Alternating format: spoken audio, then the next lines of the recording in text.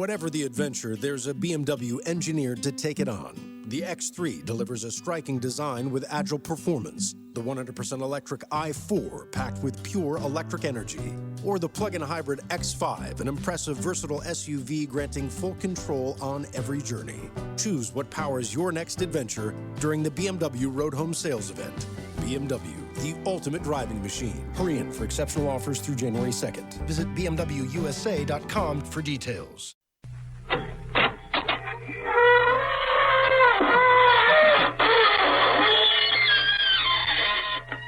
Good evening, friends.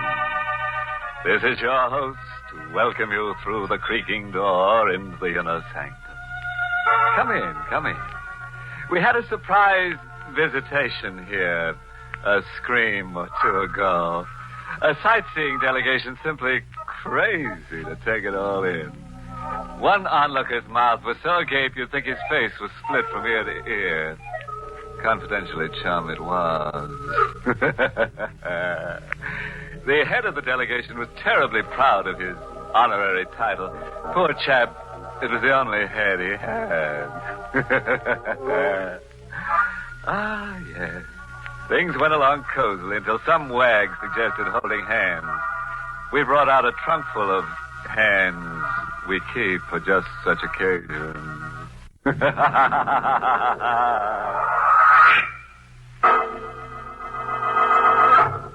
Tonight's Inner Sanctum Mystery, Between Two Worlds, was written by John Robert and stars Mason Adams in the role of Sam, with Ann Shepard as Connie.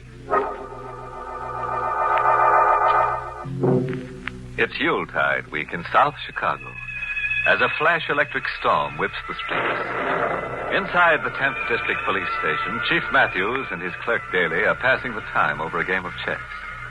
Suddenly, like a bolt from the heavens, a window pane crashes, and a parcel fastened to a fist-sized rock drops to the station house floor. It's a package tied to a rock, Chief. Well, what's in it? A notebook, Chief. A 5-and-dime notebook. And all written up like a confession. It's signed Sam Tyler. Sam Tyler, never heard of him. Read me what Sam Tyler's got to say. Ever come face to face with death and just stand around helplessly waiting for it to tap you? Waiting for the final count. While you're waiting, your heart is a big clock ticking off your doom. And inside your head, a moving picture's going on. You're looking at the story of your life. And it's not a pretty story. It's all black. It's all bad. You hate to die without a single good mark in the big book. If you only had just enough time to chalk up one good deed. It happened like that with me. I came face to face with death. Death was Nick Fazenda. I'd lost face with Nick. The big guy liked his racket boys tough and nerveless, and I had a streak of chicken, Nick said. I had a streak of chicken. And I knew too much to be trusted alive. What do you want it, chicken? Nick, don't do it. Give me another chance. Dying like this scares me. What's waiting for me after you pull that trigger, Nick? I haven't done one decent thing since I was born. Kid, you picked the wrong setup. You should have joined the Boy Scouts. So long, chicken. The shot made a noise like a TNT charge, but I hadn't felt the impact. I hadn't felt anything. Either I was paralyzed with fear or dead to feeling. Or Nick had missed. I watched Nick stare unbelievingly and aim again. An easy bullseye at 5 yards with Nick a crack shot, but still no impact. I was still standing up. Kid, hold on. You're dead. No, Nick. I'm alive. You can't kill me. Nick, you're seeing a miracle happen. You're crazy. Nick, I'm going to get that chance. I'm going to live. 2 more shots, but still no impact. I was alive, uninjured. Something was happening to Nick. His face was purpling as if he was suffocating. Some invisible stranger had his hands around Nick's throat, strangling him. I'm choking to death. Help. Nick was on the floor. I watched the color wash out of his face, watched him go rigid. I crouched and listened to his heart. Not a sound. Not a murmur. He was dead. Nick had dropped dead. I'd seen a miracle happen.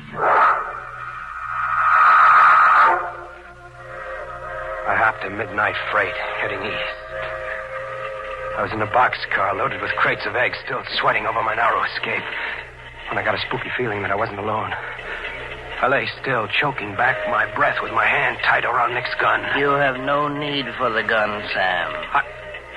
How did you know my name? I know all about you, Sam. Put down your gun. It's up and the trigger is cocked, so no tricks or you're a goner. Goner. Too late for that, Sam. I am a goner already. What kind of crazy talk? I died, Sam, just 1 year ago. You're your own ghost. Get your hands up high, Mr. Whisker, so I can frisk you. I reached to frisk Slopper's pockets for a rod, but there was no one to touch. I was only grabbing at empty air. I told you I died a year ago, Sam. I saved your life tonight. I gave you your wish, your chance to do one decent thing before you died. Did you mean the promise you made? No. Scram. You drive me crazy. Then you lied in the face of eternity. I'll have to recall the time given you. What do you mean, recall the time? You're living on borrowed time, Sam. You were meant to die by Nick's first bullet. You remember how Nick died? Yeah. All of a sudden he couldn't breathe. Like his lungs were gone and his heart was calling quits. Like you're beginning to feel now. What? Like I can't breathe. I'm choking. My lungs are exploding.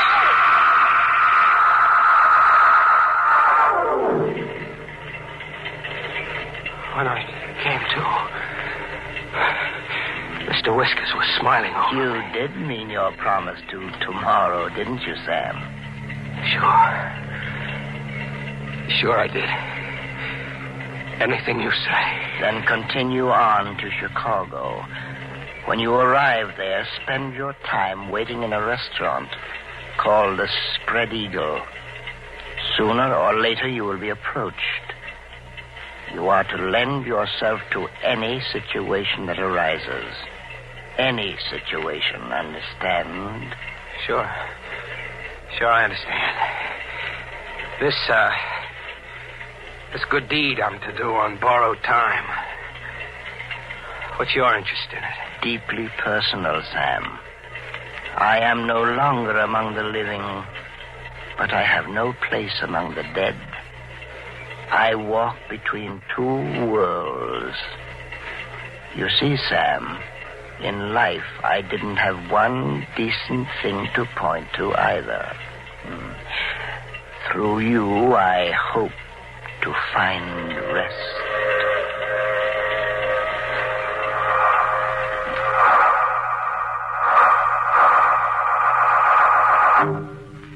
In Chicago, I tried to get Mr. Whiskers out of my mind. I'd had a bad dream. It had to be a bad dream. I went to the Spread Eagle, afraid not to. I just sat like a frozen mummy, ordering ham sandwiches I couldn't eat and coffee I couldn't swallow, and listening to downbeat piano music. Mind if I join you? Pull up a chair. I'm Tresca, Sam. You know my name, huh? I know your name and all about you. Where you come from, your record, and why you're on the lam. You know all about me, too, huh? I've watched you. I had a confidential operative check into your pedigree. What for? Well, frankly, because I need just such a person as you. For a certain venture I'm involved in. What do you mean, just such a person as me? I wanted a man who's at home in, shall we say, unconventional activities. A man I can trust because he doesn't dare go to the police or even to the underworld. And I'm your man, I guess. You definitely are. Okay, let's go. Did you agree just like that? Without even discussing price or the nature of the work? You said I was your man. Fact is, Tresca, I'm your man, And there's nothing I can do about it.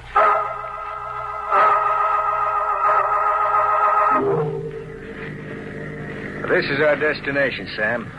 Here? In the middle of nowhere? Up that footpath over there, say 1/8 of a mile, you'll find a private lake. I own it. Hooray for you. Yeah, thank you. And there lies your first chore. Behind us on the floor of the car is a burlap sack. Its weight, I would estimate, is 118 pounds, more or less. What? We've been riding a corpse around. We have. You're to carry the burlap bag and contents up that footpath to the lake and drop it in there. And without tears, Sam. Mind you, without tears.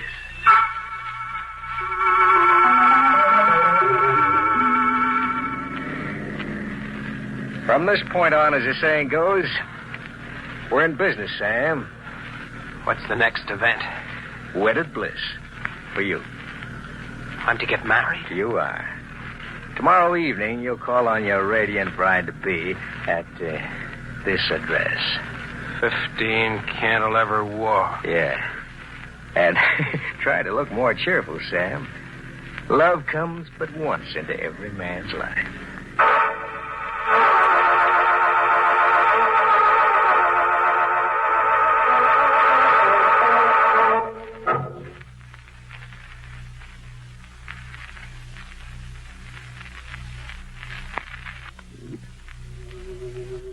I could hear Mr. Whiskers giving me the horse laugh somewhere as I climbed the steps to 15 Cantilever Walk. Big gray stone, as if someone had imported the side of a mountain. Iron over every window. And gloomy enough to give even a crepe hanger a St. Vitus dance. I rang the door buzzer.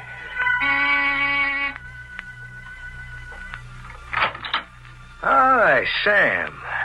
Do I kill the bride before or after the ceremony? Make yourself at home, Sam. Wander about. I'll see what's keeping your blushing bride. I wandered about with my eyes popping over the expensive layout. Whatever Tresca's game was, it wasn't penny ante. The joint screen, big stakes, right down to the needlepoint footstool. Where did Mr. Whiskers figure in it? A minute later in the library, I began to catch on a little. Mr. Whiskers was right in the game. There, sitting over the fireplace in a big gold frame, was Mr. Whiskers. You like the portrait, Sam? Yeah. Yeah, it's quite a painting. Who is Mr. Whiskers? Mr. Whiskers. That's a trifle irreverent, but an apt nickname. He was my brother Stephen. What, huh? He's dead? You sound as if you were ready to dispute it. I just asked, is he dead? Very much so. Dead and buried.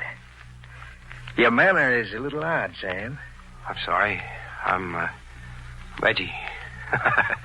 Getting married is an idea I've got to get used to. Well, then meet your bride. That's one way of bringing the idea to roost. Constance. Sam, this is my niece, Constance. Constance, this is your fiancé, Sam Tyler. Hello, Sam. Hello. Well, I'll leave you to get acquainted. You want to exchange premarital views on love and homemaking. There wasn't a blush in my blushing bride. Her cheeks were chalk white. Her face had the look of death, like some creeping sickness had already called 2 strikes on her. She sat down at the piano. I stood watching her. Looks like you're stuck with me, kid. If Tresca has his way. Tresca will have his way. What's your angle, kid? Why is the niece of $1 million layout ready, willing, and able to marry a deadbeat ex-con and mug? I'm obliged to marry. What do you mean, obliged to marry? The terms of my father's will. I inherit his estate at midnight tomorrow.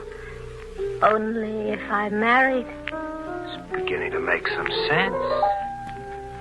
Mr. Whiskers up there was your father? Yes? But why pick me? A mug your uncle brought home. Why not scout your own dearly intended? I can't... I'm not well enough to... Hey, you sound as if you're not even well enough to live. No, Sam. I'm not well enough to live much longer. We were married, with Tresca and a scrub woman standing as witnesses. I shacked up in the big jail at 15 Cantilever Walk. I was the legal husband of an heiress, but I wasn't congratulating myself on my good luck. There was a hidden gimmick somewhere. I pried. I searched Connie's room. I found the hidden gimmick in a lady's handbag. The handbag was crammed with the usual junk girl stock, a powder case, lipstick, nail file, comb, plus a driver's license and a Christmas Club bank book. But they weren't in Connie's name. The name on them read Ann Powers. I got it as fast as I read the name. The girl was a ringer, another patsy in Tresca's game. You needn't feel too guilty, Sam. What? I left my handbag where you could find it. I had to look. Tresca killed his niece and hired you to stand in for her. You going to deny that? No, How did you come to fall in with Tresca? I was in a restaurant. Tresca came along and hired me. My life, Sam, every bit of it hadn't been good. I couldn't die, leaving it all bad. You wanted to do one decent thing before you died. Yes. You made the wish, and Mr. Whiskers appeared and took you up on it. He sent you to Tresca, and Tresca hired you. You're going to tell me that's what happened? You're hurting me. Is that what happened, I asked? No! You don't know anything about this obsession you have with Mr. Whiskers. What good deed can we do around here, kid? Tresca murdered his niece to steal the estate for himself. We're just pawns. Hooray for Tresca. Connie's father left the money to charity if his daughter failed to marry. Constance refused to marry. She wanted the bundle to go to charity. Yes, to atone for her father's past. His life hadn't been much either. $1 million to charity, that's a lot of squaring up. That could be our one decent act, yours and mine, Sam. Make Tresca's scheme fail. Quite an ambitious undertaking for newlyweds. Huh? Tresca! Oh, now, don't you two look at me as if I were another supernatural or occult visitation. I entered through a secret sliding panel on the north wall. I overheard your odd tete-a-tete simply by donning earphones. The room is wide. You don't miss a trick, huh? What's the gun for? What are guns for? There was a charge like stale air exploding. I spun around but didn't drop. This was where I had come in. Tresca, like Nick, could empty his gun point blank, but he couldn't rub me out. It was exactly where I had come in. There in front of me, Tresca was getting the same dose Nick got. His face was purpling as if he was suffocating. As if some invisible someone had his hands around Tresca's throat. Having trouble with your breathing, Tresca? I can't breathe. I choked in here.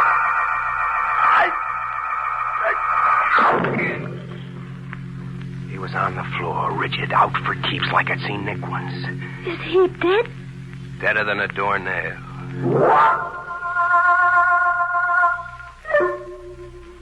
We sat around, the three of us. Tresca, the girl, and me, waiting for Mr. Whiskers. We sat all day and all night and through half the next day, but Mr. Whiskers didn't show.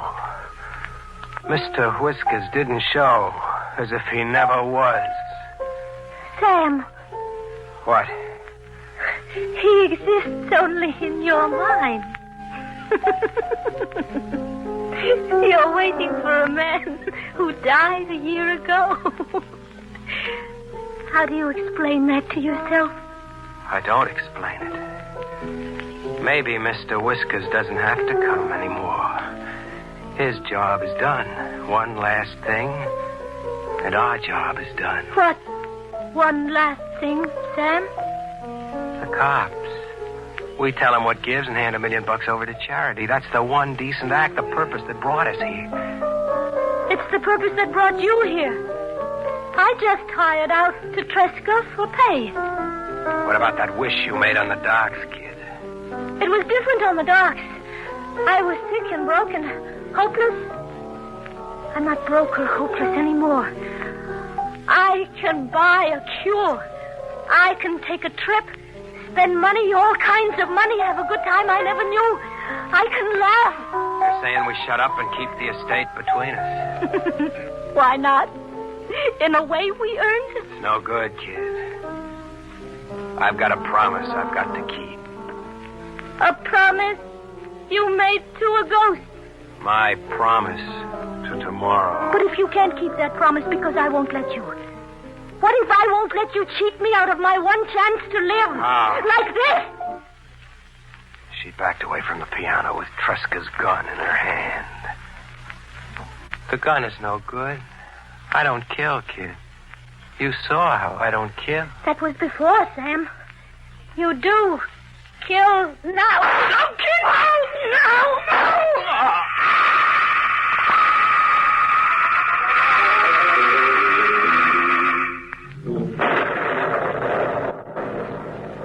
There's one last line, Chief, sort of a dying scribble. The girl was right. I did kill now. That's the end of it, Chief. What do you make of it? Suppose we let the answer write itself at 15 Cantilever Walk.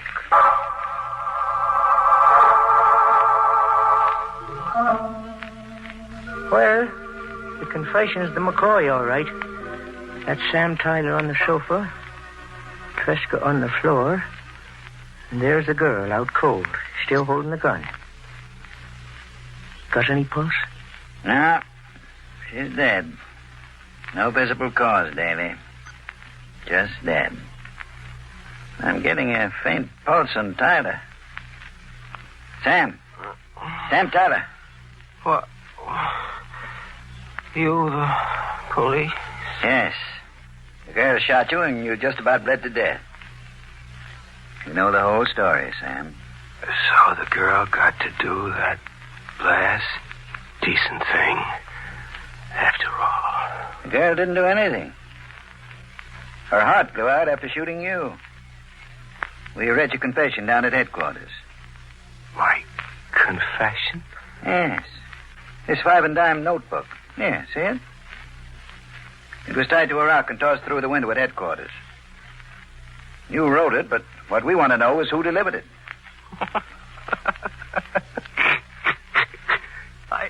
I didn't write that confession, mister. I didn't write it or deliver it. You didn't write? And it was the girl. She had enough left to get downtown and get your story to us. If not you, it had to be the girl. You'll have to ask Mr. Whiskers about that.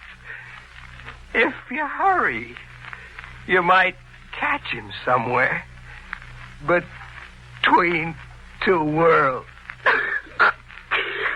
Merry Christmas, Chief.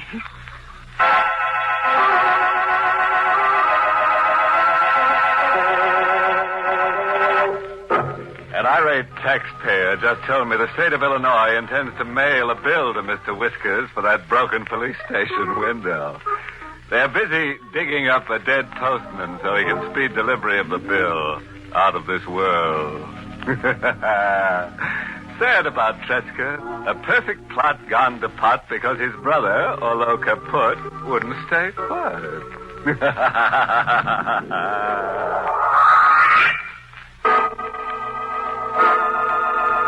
We invite you to join us again next week at this time for Inner Sanctum.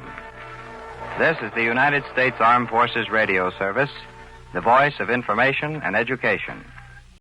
This holiday, BMW has reunited 3 members of the family at the BMW Road Home Sales Event. The Agile X3, engineered for any adventure. The plug-in hybrid X5, commanding the streets with unmatched presence. And the all-electric i4, charging into the future with impeccable performance. Hurry in to find what powers your journey at the BMW Road Home Sales Event. BMW, the ultimate driving machine. Visit a Valley BMW Center today for attractive lease and finance offers.